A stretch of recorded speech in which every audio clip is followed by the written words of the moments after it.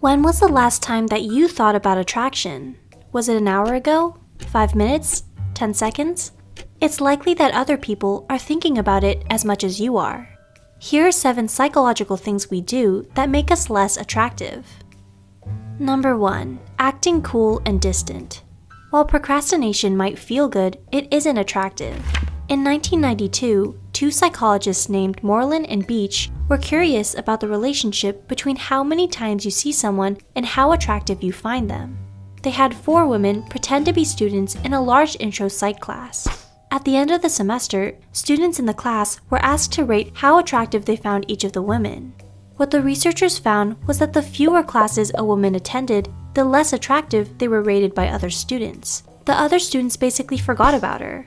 I'll try and remember this study the next time I have to psych myself up to go to class. Number 2. Acting clingy. It's the classic young love phenomenon, constantly hanging out together.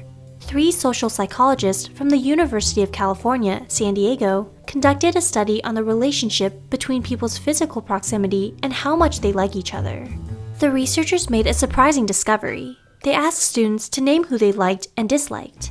The researchers found that the students most liked people were those who they frequently met face to face. But the researchers also found that the students' least favorite people were those with whom they were forced to spend time. In other words, watch out that spending time with your crush doesn't end up with you getting on their nerves.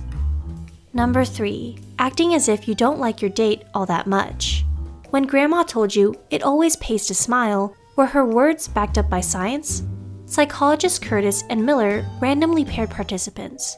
One student in the pair was led to believe that their partner either liked or disliked them.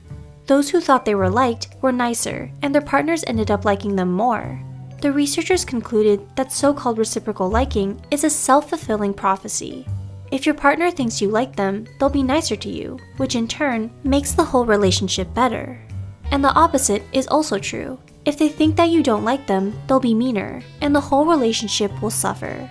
Turns out that grandma was onto something. Number 4. Revealing too much too soon. In 2011, researchers told female undergrads that their Facebook profiles had been viewed by male students, and that they would now be viewing the profiles of those guys. You can probably imagine that the women were intrigued.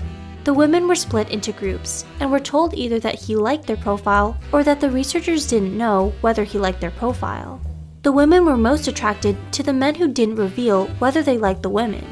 Why? The researchers decided that the more the women pondered the mysterious man, the more he was on their mind, and the more intrigued they became. Austin Powers' nickname was actually pretty honest. The magical man of mystery does get the dates. Number 5. Going on boring dates. 2 psychologists in Vancouver, Canada, did a study on misattribution of arousal, which is when people make mistaken inferences about what is causing them to feel the way they do. They had an attractive female research assistant give male participants a questionnaire. In the first group, she asked them the questions while they were on a scary suspension bridge. In the second group, she asked them while on a low, small bridge. Those on the scary bridge were more excited because of the bridge and were more attracted to the research assistant and more likely to call her later. On your next date, don't just get coffee. That's boring. Instead, go see fireworks or ride go-karts. Number 6. Using cheesy pickup lines. Psychologists who study attraction have identified 3 general strategies for pickup lines. Cute flippant, for example, your place or mine. Innocuous, such as, what do you think of the music? And direct, as in, can I buy you lunch? A study asked men and women which pickup lines they preferred to receive. Most strategies worked for men being approached by women. However, women tend to prefer innocuous and direct lines over cute flippant ones. Bottom line, groaners aren't attractive. So now you know, asking someone, did it hurt when you fell from heaven, is scientifically the lamest possible thing to say. Number 7. Not having a wingman or wingwoman. Some people treat dating like a competition, but did you also know that there's lots of room for cooperation among friends? Having a third party make the introduction may be the best strategy of all for guys trying to pick up women. Especially in today's dating world, where there's more choice than ever, daters have to overcome many hurdles in order to catch someone's interest.